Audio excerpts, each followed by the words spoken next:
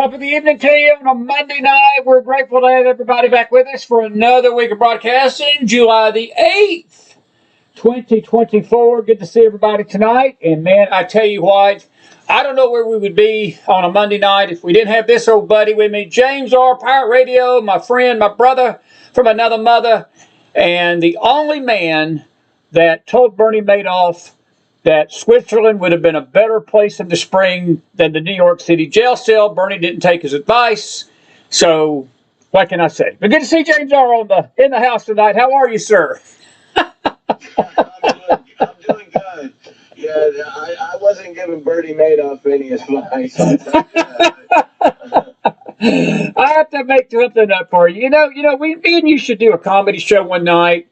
And, Ed McMahon, Johnny Carson, they turned it into a 40-year career, man. I mean, you could, if we had a Tonight Show like that, do you think that, I think we could survive the ratings war. I think we could get these Yahoo comics to run for their money. We'd have people on the floor, man. I mean, between the two of us, don't you think? Yeah, I'm friends with the United Spot, man. We could make something like that happen, man. We could really get some comedy rolling. I tried to do a comedy show years back. And I tell you what, if you don't know any comedians besides yourself, we're in trouble. We're in trouble. You run out of material pretty quickly. Yeah, you do, buddy. That's the truth. It's just so good to see you, man. You always bring a warm smile to my heart. You're like a brother to me. You're more than that. You're almost blood kin, to be honest with you. We don't talk a lot about it because it's happened so quickly. I mean, we're going on 7 years on this network, and I met you. You were one of the original. We came together at a time before the McFiles was even in existence in 2018 with Your Voice America, and we've stayed friends ever since. And it's just been a good run, man. We've had some really good memories, a lot of fun times, and a lot of stuff that I think just like 3 or 4 days ago, had to retell the origin story of Pirate Radio and Mr. Senator Lamar Alexander. Yes. And, man, people love that story. They love how you and I took it to a sitting senator of the state of Tennessee. Not a state senator. No. Literally a senator of the United States representing Tennessee. And, man, they love it. I was just amazed that he was actually watching Pirate Radio, but we got his attention. That's for sure, because it was, the rest is history. And but anyway, hey buddy, it's good to see you tonight. And there's a lot going on, and I'm trying to get you on at least every other Monday night if I can. And as we get closer to the election, we may have you on every Monday night because I know this is your best night of the week. And I do want to ask you a couple of quick questions. I hadn't talked to you since the debate, the debacle that happened Thursday night, was a couple of weeks ago. And, we were sort of talking off camera some things we really can't repeat on the air right now. We better not repeat on the air. But do you think there is a chance in holy hell that they're going to replace him on this ticket? I don't. I think that they're going to try, but James, I don't see legally they can do it. And I just think he dug in today. I mean, he went on Joe Scarborough's show of all places, started screaming at Joe and Mika. And he's just going off the rails, man, but he is digging in. He ain't going nowhere, and I don't know what these Dems think. I think, and if I was Republicans, I don't know what this Comer dude's trying to do to get all these things. Just let him do his thing. It's like carrying a person that's hell-bent on destroying himself. Just take him by the hand, let him do it, because I think that's the best advice I would give the Republican Party tonight. Just hush and let them do this to themselves, because it's popcorn worthy to me. That's the way I look at it.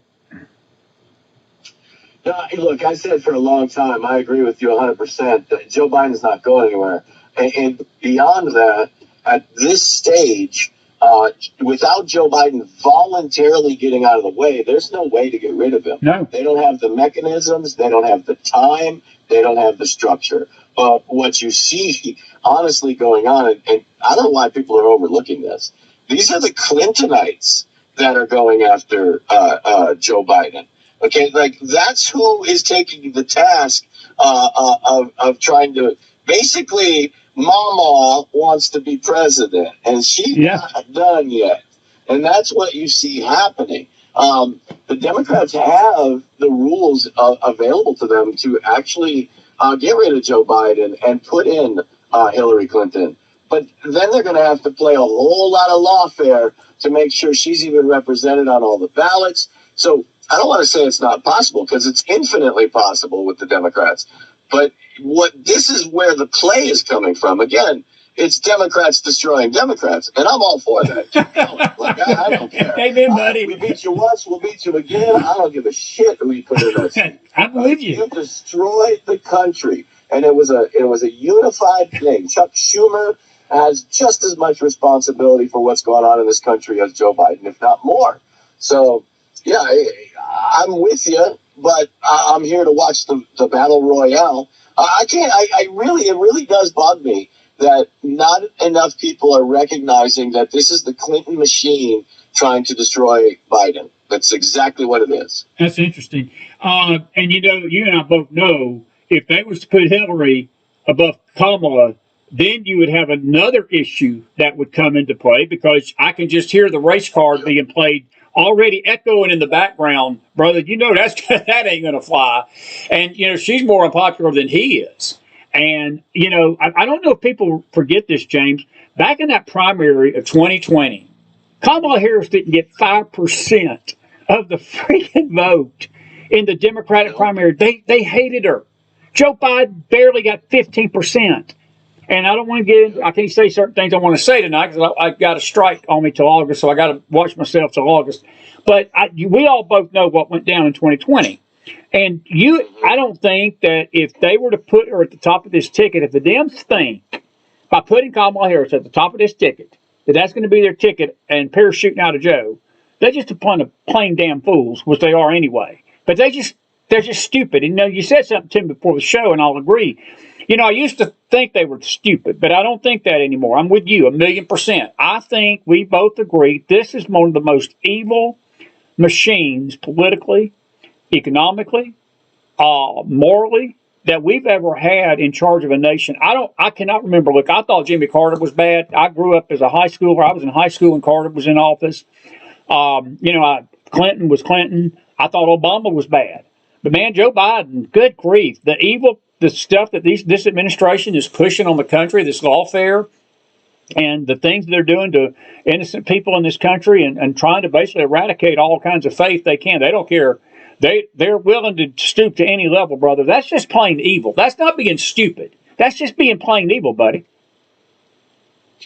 No, 100%. I mean, these people are egomaniacal, just whack jobs, so full of hubris that the devil is calling them and asking them to slow down. Just slow your roll a little bit, okay?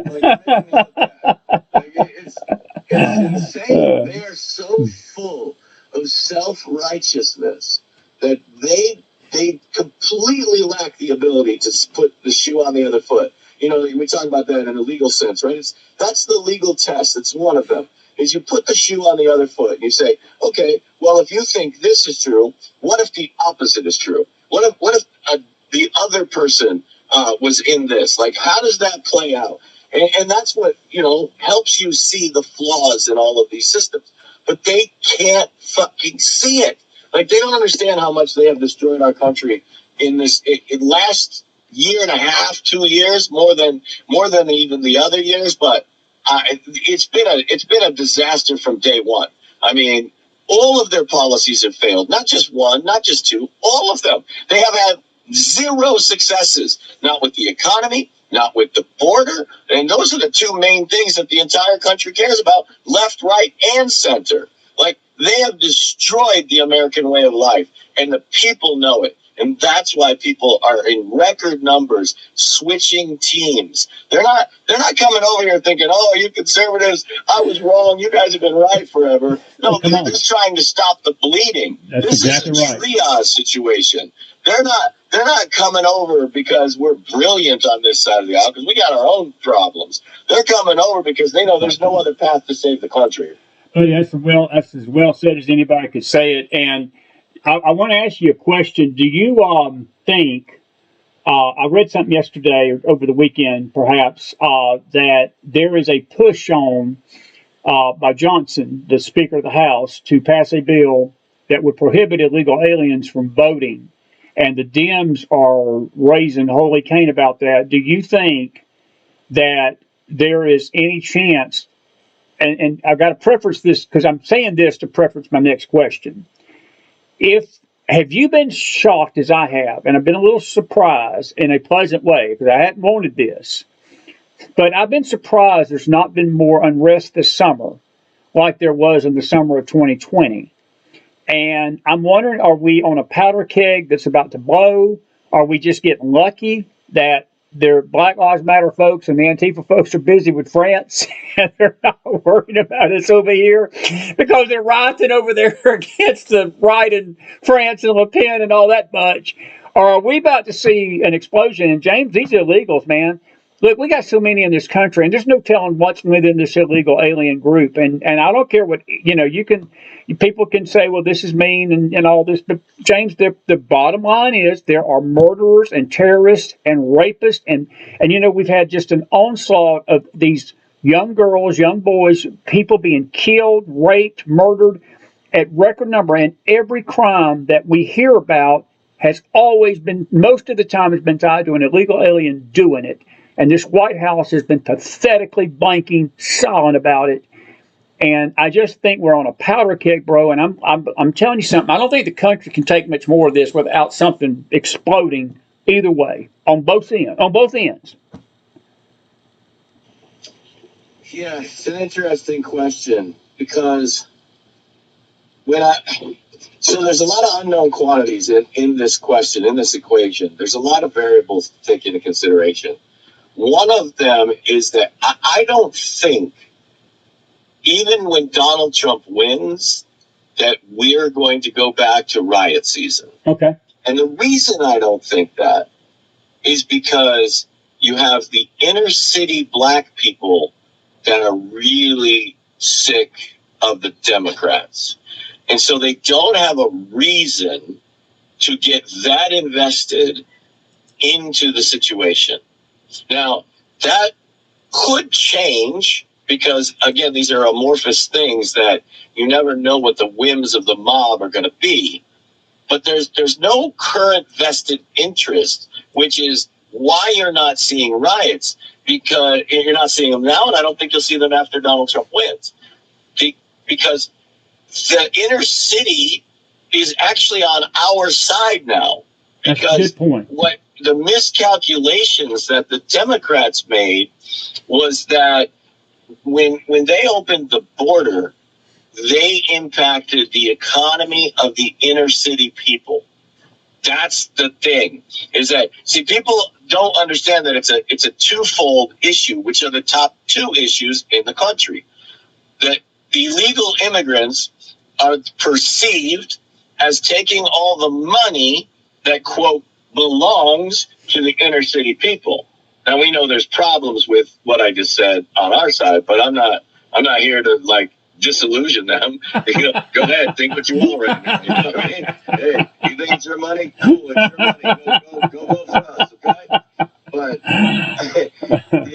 that's what the core issue is. It's an economic one, but that economic one was created by the flooding of the border. That's very true. Why there's no investment to see Biden continue screwing them over.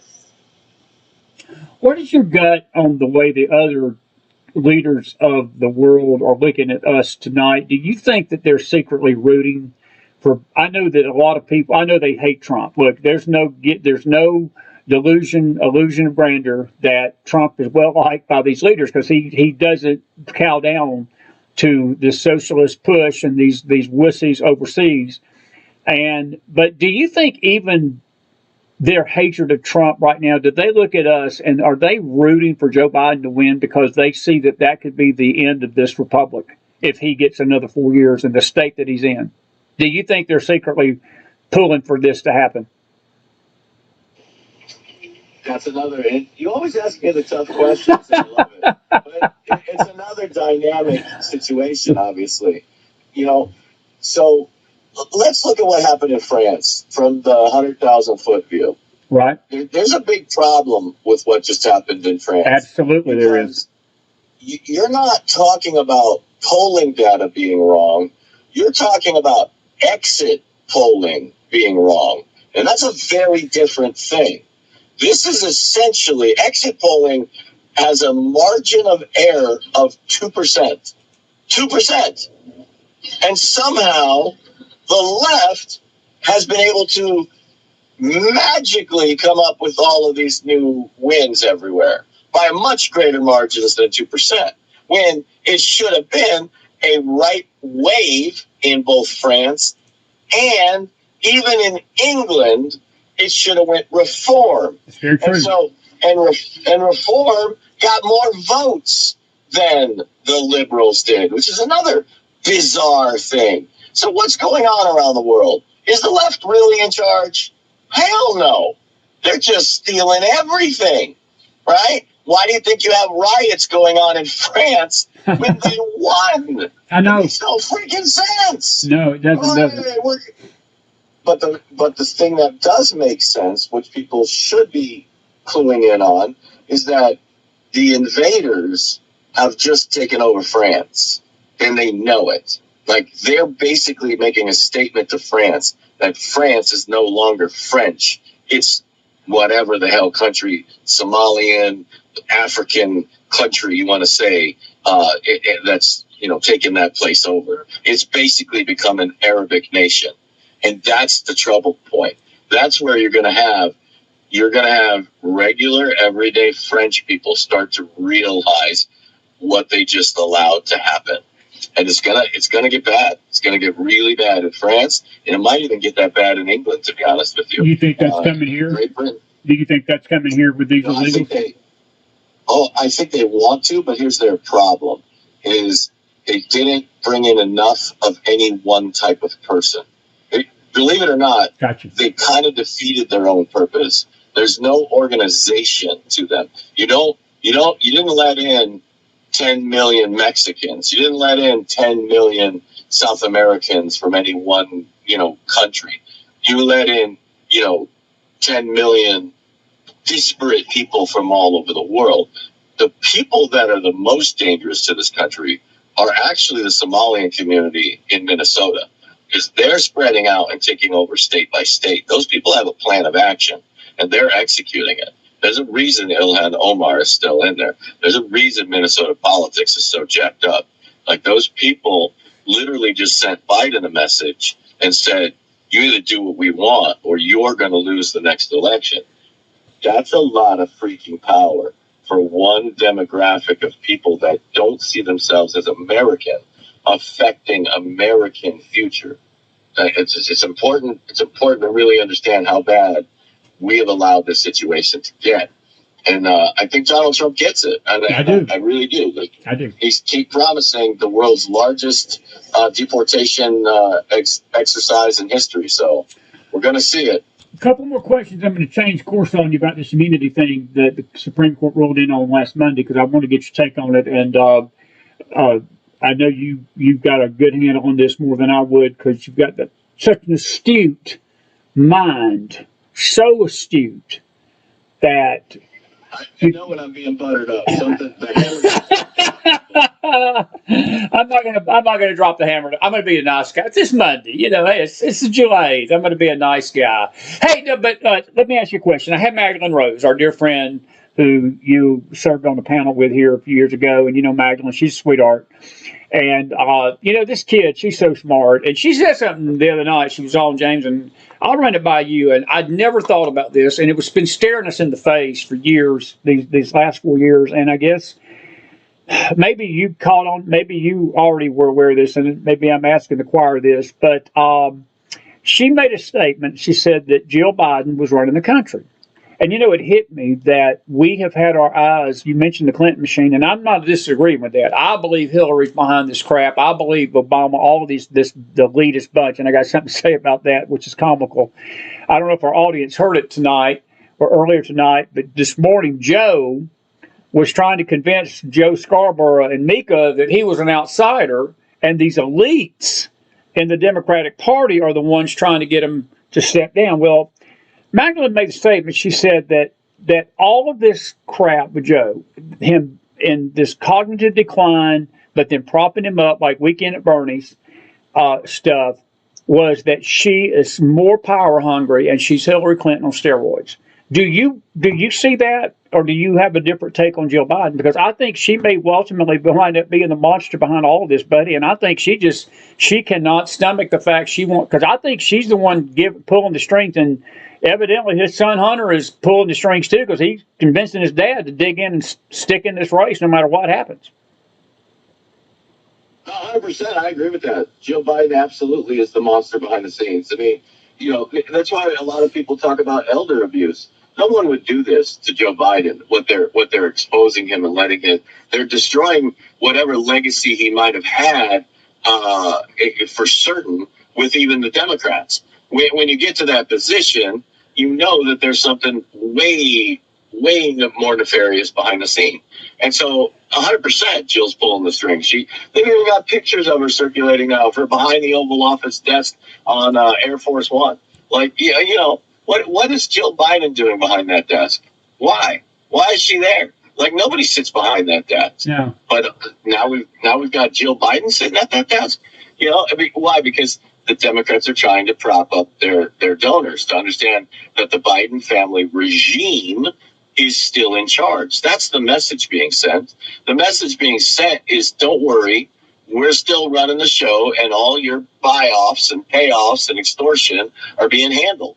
And so, I 100% agree with that. And when I reference the Clinton machine is behind this, like, everybody forgets who George Stephanopoulos is. Clinton machine. Directly from the Clinton absolutely White House. Right? Jake Tapper, he's a direct Clinton operative. Like, these people that are doing this, that are really stirring up the things, are all Clintonites. They're all long Clintonites from the 90s. These people grew up in the Clinton machine. So it's 100%. Like, people forget this about, how did Joe Biden, a perennial 1%er, even get the vice presidency, besides the obvious joke that nobody would assassinate Obama because nobody wanted Biden as president. But the fact is, how did he get in there? Because there's wings to the Democrat Party that are very vicious to each other. You got the Clinton wing, you got the Obama wing. And that's what the deal was, to get support from the Clinton wing for Obama. Was the whole, remember, we've talked about this, the promise you're next. Promise you're next, exactly. Don't worry about it. We got to run with the trend. This is the right trend. It's the right move for the party, and blah, blah, blah. And so the deal is how she ended up as Secretary of State. That's just a pure deal. Now, what was the bridge between the two camps? Well, the only acceptable bridge was the dumbass Joe Biden. That's how he ends up as vice president. Because it wasn't giving either camp a power base. I mean, come on, Obama is fucking famous for literally saying, don't underestimate the power of Joe to fuck things up. I mean, does that sound like your wingman to you? No. Obama's wingman was Eric Holder.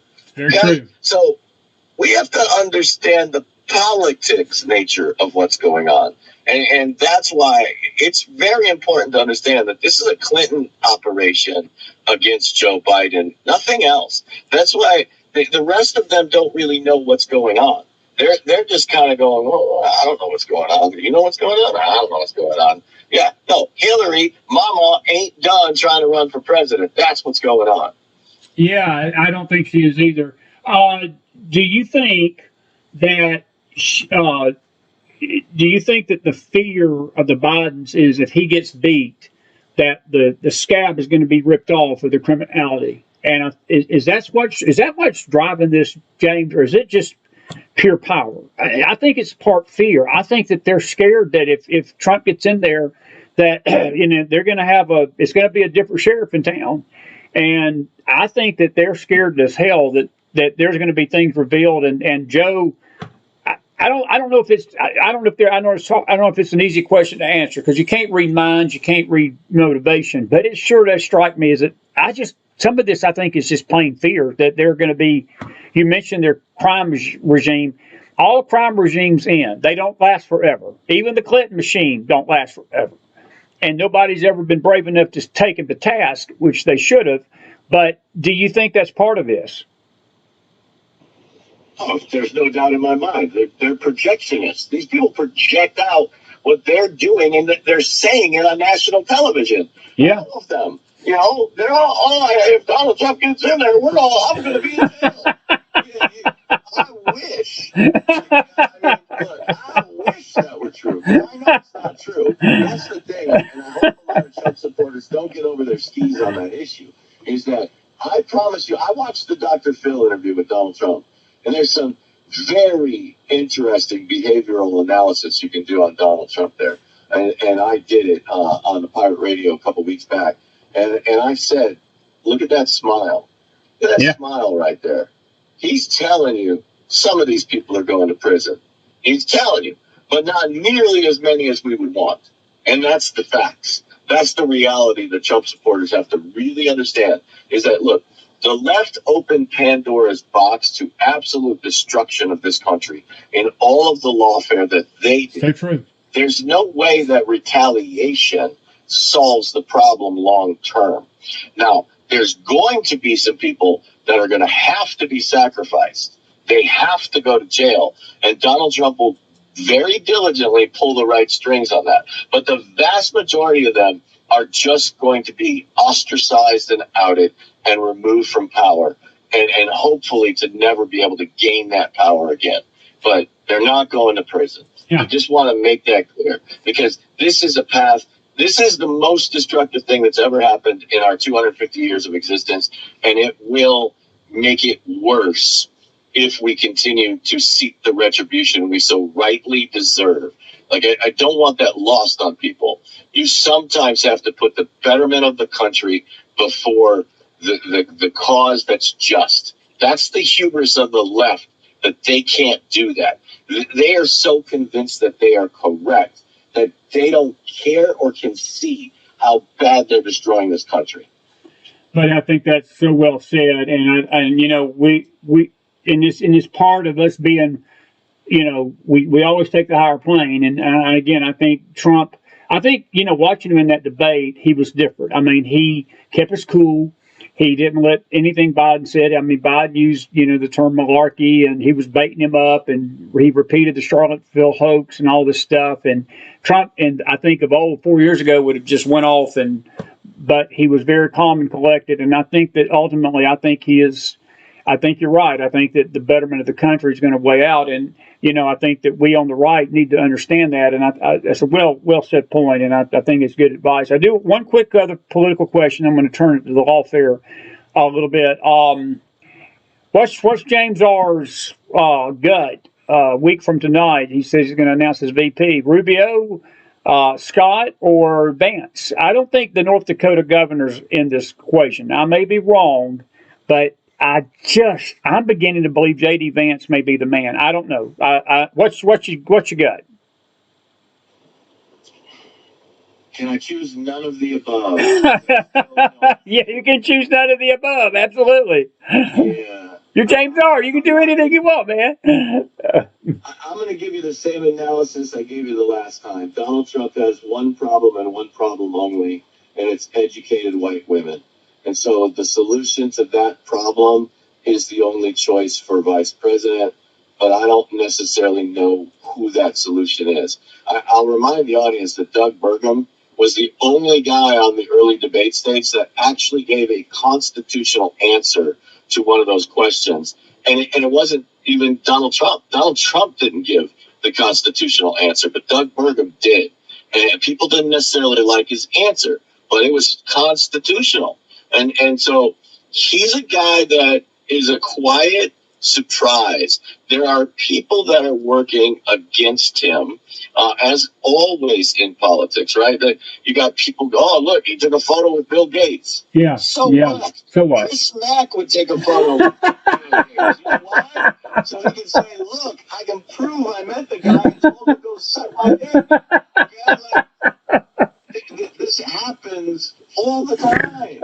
Right? It's not like you're saying, I was such a fan of Bill Gates. I had to take a selfie with him. That guy's a genius. I tell you what, Yeah, no, it was to kill half of the planet, but some guys just don't get it. No, that's not what Don Bergen's doing. So, there's a lot of this kind of stuff that happens in politics. Everybody's always interested in destroying everybody else for their guy. And it's very self-destructive, but it's normal. I just want to say that. It's normal. And we do this in the Republican Party every single cycle, right? We fight tooth and nail for our guy, whatever it takes. And then after that, we get it together and we get the right thing done. So, yeah. I'm not convinced that I know what the answer is. Do you think he's still got Nikki Haley in his arsenal? I know a lot of people don't like her either. No, 100%. No, that chick's not going to be anywhere in the government. Sarah Huckabee Sanders? Her time is over. Sarah Huckabee Sanders. Sarah Huckabee Sanders is absolutely in that race if the campaign thinks she can swing the votes. Remember, okay. Only one demographic we have a problem with. It's educated white women. That's Great point. So anybody that answers that question for the campaign is the nominee. I don't care if it's J.D. Vance. I don't care if it's Ben Carson. I don't care if it's Doug Burgum. I don't care if it's Marco Rubio. Now, there's a subplay that can also be said, but it's not the main factor. But there is a subplay here that people miss. Taking Marco Rubio out of his Senate seat is a solid play to move more strength to the MAGA base into the Senate. Because this is what we all know in the political circles was why we pulled out what's his face, Jeff Sessions, right, as Attorney General the first time around, was because we knew by pulling him out, we get that seat again with a better person that's more America first centric. It's a movement thing over time, right? You have to take, this happens in every election cycle, whether it's Democrats or Republicans.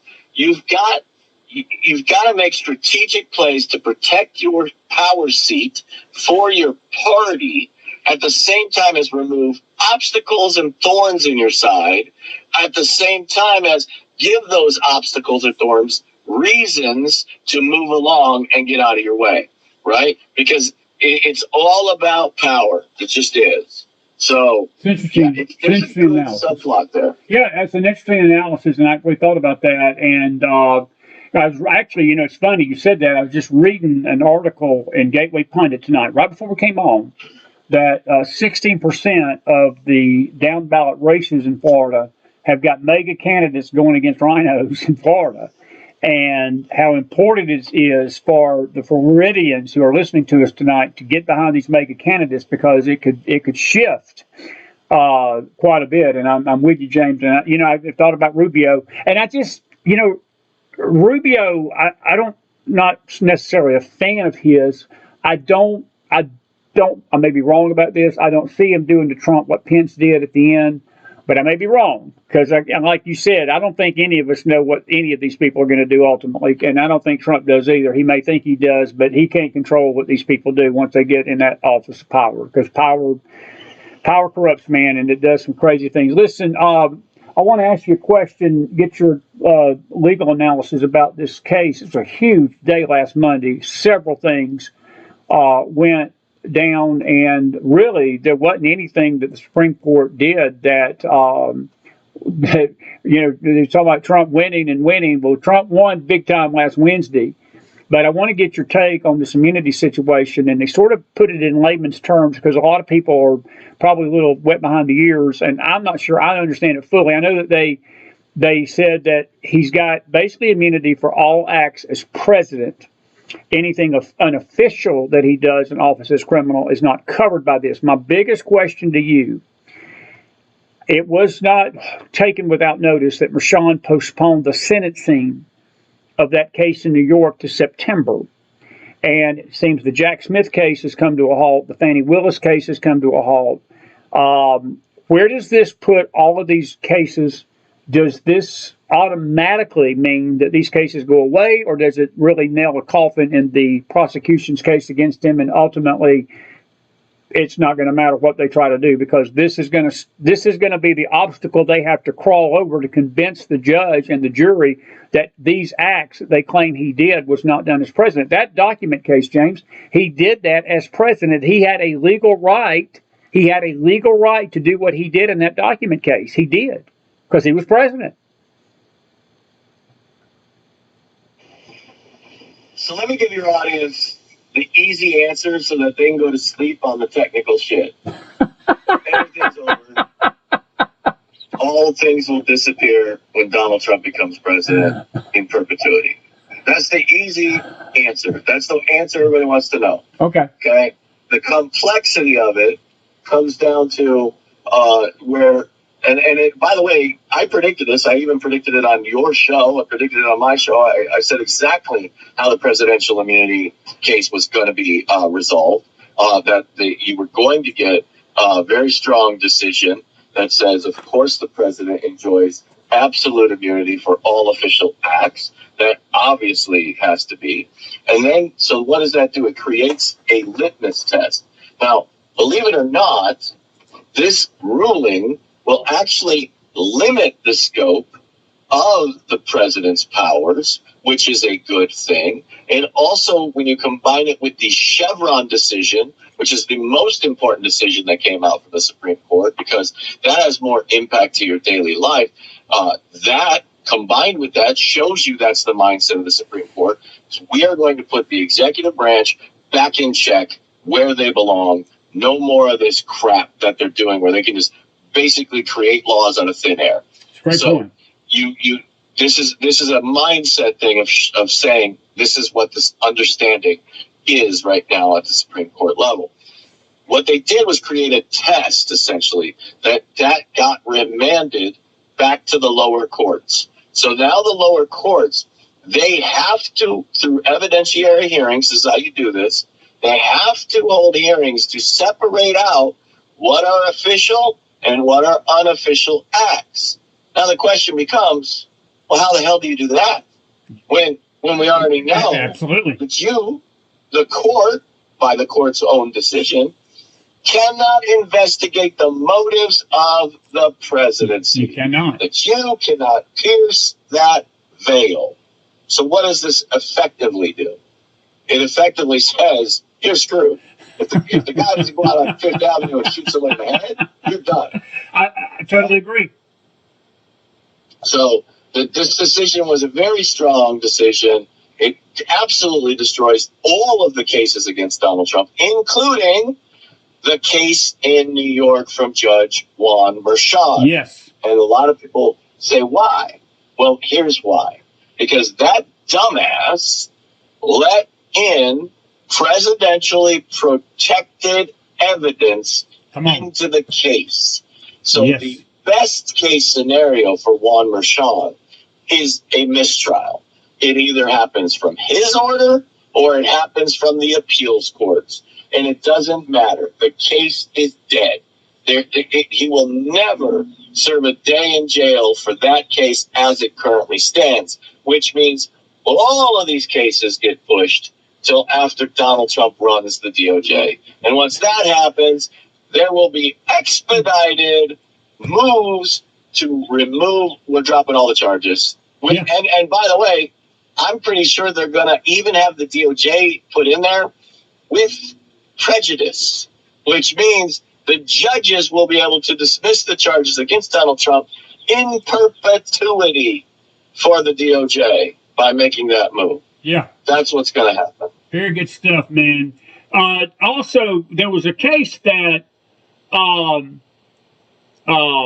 basically that they had something with the J6ers, that there was a decision that came down Friday before the Monday that was favorable. Because, can you explain that case? Because that was a big case too. It didn't get as much headlines, but that was a biggie, James, because basically they said that you cannot use the Enron rule to charge the people wrongly, because that's what Garland and that bunch did, that they were using Enron statutes to bring these charges against the J6ers for Can you explain that in layman's terms for us real quick, and then we're going to take a few questions. Go ahead. Yeah, sure. It's the Fisher case. It was over the 1512C subsection that they were charging J6ers with obstruction of official proceedings. And so what the decision is that this is an evidence tampering statute. That's pretty simple. That's what it was. And so you cannot apply it in this novel way to say that these people were tampering with evidence. Now, there's a caveat here. There actually are a few J6ers that should be charged with 1512, according to even the Fisher decision. And this comes in the form that there were real idiots that were in there that took papers off of the Senate lectern. There were people that literally took papers out of congressional offices, one including even Nancy Pelosi's laptop. So those people may still be subject to the 1512 charge because they literally did tamper with evidence that was related to an official proceeding. So that's how that plays out. So what is the DOJ doing now? Because Merrick Garland, he doesn't give a shit what the right thing to do is. He cares about scoring ones and zeros on the scoreboard. So the DOJ is trying to rework charges now, and they were actually doing this because they knew they were going to lose the decision. So they were doing it before the decision, where now they're trying to charge them with felonies under the Civil Disobedience Act, which covers riots that started around the 60s. That's what that was in reply to there, was about riots. And so now you're going to have civil disobedience felonies levied against the J6ers. And some of the people on our side have already done themselves a great disservice by trying to shift the narrative from it being an insurrection to it being a riot. So these dumbasses have already tried to set that narrative in many people's minds, when there wasn't a riot until cops started shooting people with tear gas. There wasn't a riot when people from the inside, police officers, opened the doors. That's right. I'm sorry, that negates any charges against a lot of those people. And so, again, you have such a biased court system in Washington, D.C., that most of the people are still going to be found guilty of the 4 misdemeanors that everybody's being charged with, even though they shouldn't even be found guilty of that. Because why? Because it's a corrupt court system in Washington, D.C. And we know that now for certain based on the Fisher ruling from the Supreme Court. Yeah. One of the final questions from me, and then I got a couple of questions coming at you from Facebook tonight that are really good. Is there any prayer in hell that the Republicans get her tapes from Garland? I read today they got 25 days. That they've got 25. Their clock is ticking. If they don't get those tapes by then, they're not going to get them before the election. Do they succeed in that, or are we looking at just another show? Is this all theater and just a bunch of poppycock? Yeah, it's all theater. We're never getting those tapes until Donald Trump takes over, and then if they're not destroyed, maybe we'll get them. And by then, nobody's going to care anyways. That's right? true. So it's just going to be a disappeared issue. Yeah. The reason is because the Republicans are feckless. They're feckless. That's the only way to describe. They have 0 balls. How about that? That's a good one. No, that's exactly right. Even Anna Paulina Luna right now is trying to push through to charge Merrick Garland $10,000 a day until he gives the tapes. He ain't gonna do nothing. That ain't gonna matter. That ain't gonna happen. No. And it's not within Congress's leverage to do that. No, it's not. Yeah, again, these people don't understand. They've got one leverage point, that the sergeant at arms can be charged with a subpoena for Merrick Garland's ass. And then what you're going to create is a standoff situation, which is going to be bad optics and bad politics, just is, where you're going to have the sergeant at arms outside the DOJ and the FBI agents saying you can't come in here. It's just, and then what do you ultimately do at the end? Merrick Garland's never going to come to court. Never going to come to Congress and give you any of the required oversight hearings, because the second he puts himself in your power, you're going to arrest him. So you're creating a dynamic where you're actually You're never going to see Merrick Garland in front of Congress again, number one. Number two, you're still not going to have the tapes. But what are you creating? You're creating good press that people have to keep covering the fact that Biden sounds like a moron every time he talks. And you know what? And that's it. Yeah, you just brought the thought to my mind as you were talking that there's probably nothing in those her tapes we don't already know already. Because we already know what you just said. I mean, most people with a common brain looking at this situation knows that that's exactly what's going on right now. I mean, so I'm with you. I mean, I think they're chasing a rabbit down a hole. They could be spending a lot more better energy on. Johnson needs to be worried about saving that House, and we need to be getting that Senate back. Dennis Floyd's got a great question for you, James. It's actually, he says, how much of the military can we be counting on? And I sort of think I know where he's trying to go with this, but I've always said on this show, we don't want the military having to intervene in our country. I don't care on either side. I know the right thing seems to think that the military can step in. We don't want to see that in this republic ever. I don't care whether the cause is good or not good. Am I accurate in that? Oh, 100%. We do not want the military doing anything in this country. You know, we're already on the path of third world country status, right? We are. We can just run on whoever we want, whenever we want, right? So we have to regain control of the populace in this country, regain control. And that has to be power of the people. It's the only answer that the country survives. If the military is forced to step in and do this for us, the apathy alone in this country destroys the country anyways. And so there's no going back. There's again, these are Pandora's box issues. You can't do it. It's even these people that talk about this military tribunal. Like, look, these things are technically possible. That's not what I'm saying. But what I'm saying is their effect will be so devastating to the fabric of the nation that the nation as we know it will cease to exist anyway. Bingo. These are Bingo. Grasps that are trying to solve the unsolvable problem, right? Like, let me give you an example. Why do people support term limits for Congress? Because they don't have an answer to voter apathy. That's the bottom line. The real problem is voter apathy. Get your people off of your asses and realize that pessimism is what's killing you, right? The pessimism is the problem. Come on, buddy. That's what creates apathy. Come on. That's the issue. We already have term limits. Congress is up every 2 years. Come on. You can make all the excuses for why they keep winning in the world. Oh, they got all the money. Oh, they control the power levers. Well, then how do you do anything against that? You get rid of the power levelers. Bingo. And that's the answer. You get off your ass and you take over your party. You get off your ass and you take over your elections. Those are things you can do. They don't want you to know you can do that, including the assholes on our side that are, I would vote for term limits. Why would you vote for term limits? You're a dumbass.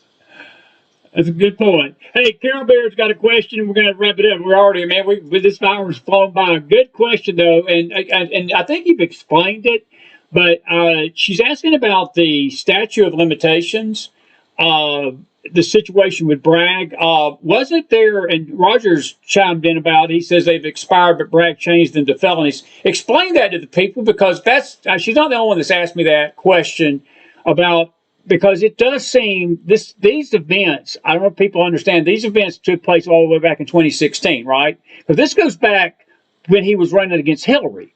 What we're dealing with in New York, and because Bragg had run out, the statute of limitations had run out, that's why he changed these to felonies. Is that an accurate description of what was going on in New York?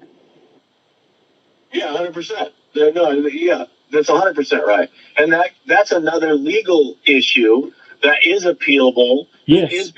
Would be appealed. But here's the issue. It's not an interlocutory appeal issue, which means they have to wait till the conclusion of the case before they can appeal. Well, now what we have is that the case can't even get concluded because they screwed up the case so bad that that's going to be a non-issue, because unless I read it wrong, and unless they are so absolutely desperate to name Donald Trump a felon rather, that the judge actually still issues sentence and says there's no problem with allowing the presidential stuff in that we allowed. If they go down that path, then that's the number one appealable issue anyways. That's the case killer. And so we're never going to see adjudication on the fact that they completely manipulated the jury, in that all of the jury instructions were improper, completely against state procedures for a judge. And you're going to see that never play out, because the issue becomes you let in improper evidence by piercing the executive privilege veil that was clearly just established again by the Supreme Court. Now you have a completely overturned issue that the entire case gets thrown out. Like I said before, at the minimum, it's a mistrial. That's the minimum. Yeah. Now it could be dismissed with prejudice. It could be dismissed without prejudice. It could go into a jury judgment notwithstanding the verdict, which means that that's a summary judgment of the judge that says that he's going to find Donald Trump innocent based on things that he witnessed, that no reasonable jury should have convicted on these charges. So there are multiple options for how Merchan handles it. But at the end of the day, when it all is said and done, all of this case disappears. It's just gone. Yeah.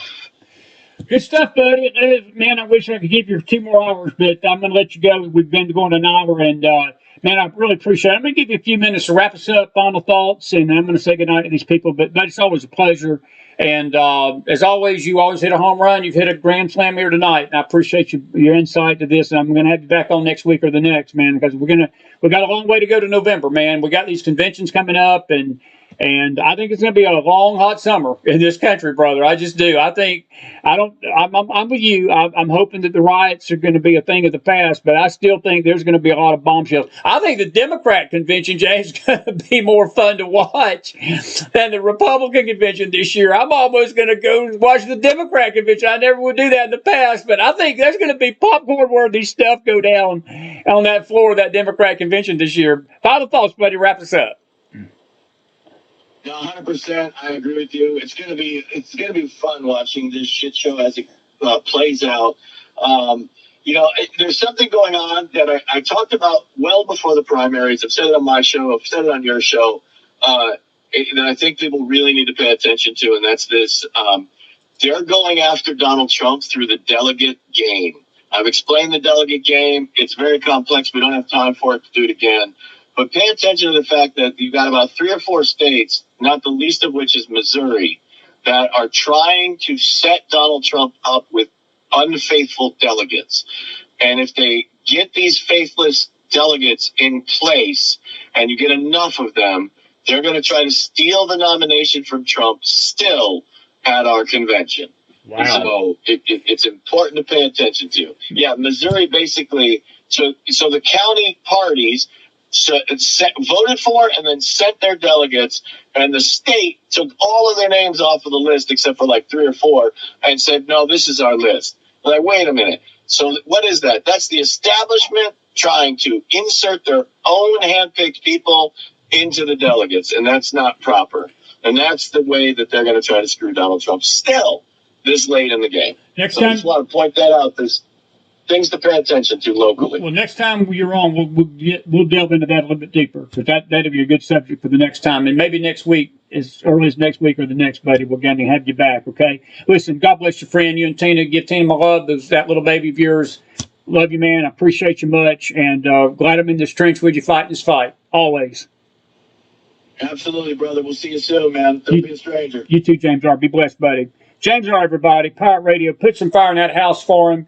And I want to thank him for being with us tonight. We're not going to keep you any much longer. We're already at 11 o'clock. We came on late tonight. James is on late. It's better for him this hour of the night than it is earlier in the evening. And I'm just grateful for my friend, and he is my friend, and I don't care. We have been through too many waters together, and too many trench warfares. And I remember the night that the North Korea situation broke, and he stopped everything he was doing, came on late at night. I've never asked him to come on, that he's never answered the call, and he's always welcome here on this network, and appreciate him. And we've got some funny stories between the two of us, and we truly can't discuss what we discussed before the show came on. I'm trying to hang on to August 1st. That's all I got to say. I'll tell you what. I'll reveal what we had to say after August 1st, because I can't say here tonight right now because it get my channel yanked. But I'll just leave it alone. But we'll see what goes on. Listen, it is 10:57 Eastern Time. We're about to wrap it up tonight. I would normally stay around for a half hour and take your questions. We're going to do this tomorrow night. We got Brad Johnson coming. We got Bill Federer coming in a pre-recorded interview. We got Alice Linehan still. James Akers, I cannot believe, literally sent me pictures of Hawaii this afternoon, and he said, "Look where I'm at." And I was like, "What? I mean, are you kidding me?" And he said, well, he had family friends that offered them a trip. And he said, "Isn't God's beauty just beautiful?" And I wanted to answer it, yeah, it's real beautiful, but you're not supposed to be in Hawaii. You're supposed to be here in the States. I'm supposed to be in Hawaii. That's where James R's at. But seriously, we're going to get James Akers on probably this week or next, too. He's coming back. So, Brad, we're going to have a great lineup. Magdalene Rose is lurking out there. Now, next Monday night will be the big night for the announcement of the vice president. I'm going to see if James R can come back and be with me next week, and we'll have him back. I saw Laughing Dog's comment. He said, Pirate Radio breaking into YouTube through a side window tonight. Yeehaw! It is definitely a side window there, brother. We've been called a side window before, and that's all right. But we're grateful that James R. climbed through the side window tonight. He did a great job. I want you to put some fire in that house for him. Listen, we'll have some news headlines tomorrow night. We got some videos to play. It's going to be a good week. We're down here to see the grandkids and some loved ones and people that are precious to us. And we love you all tonight. And we want to thank you for being with us on a late night Monday night. And as I said, I normally keep you a little bit longer and take more of your questions. Hang on to those till tomorrow night, and I'll take your questions. Y'all were a great audience tonight. Very well behaved. Very well. I'll even tip my hat to you. Y'all were great. Great audience listening. We had a record crowd tonight.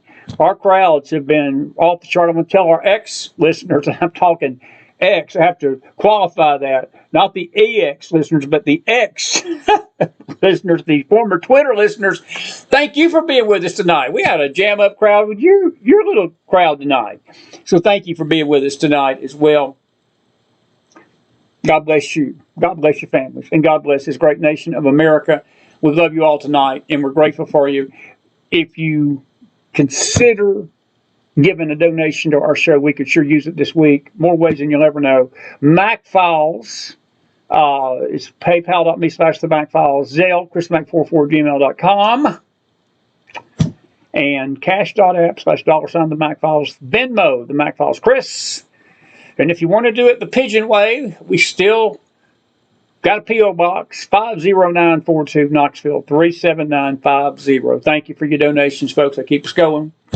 And keep great content like you just had tonight, coming every night of the week, pretty much. We're on here pretty much 6 nights a week, to be frank with you. Because Sundays, we count Sundays. And so we're grateful that you're here tonight. And thank you all for being an attentive audience to my dear buddy, my dear friend, James R., Pirate Radio, and one of the good guys on this earth, fighting the fight and keeping us straight, keeping us understanding these things. Have a good night, everybody. We'll see you tomorrow. See you on the Faith Network in the morning, our time with the study folks. And then we're going to be back here tomorrow night with Brad Johnson and Elvis. Some news headlines. We'll take your questions, and we'll have some thoughts for tomorrow night as well. If you enjoyed the show tonight, you know what to do. Put some fire in that house. And we're grateful that you've been with us tonight. Have a good night, everybody, and we'll see you tomorrow. Good night.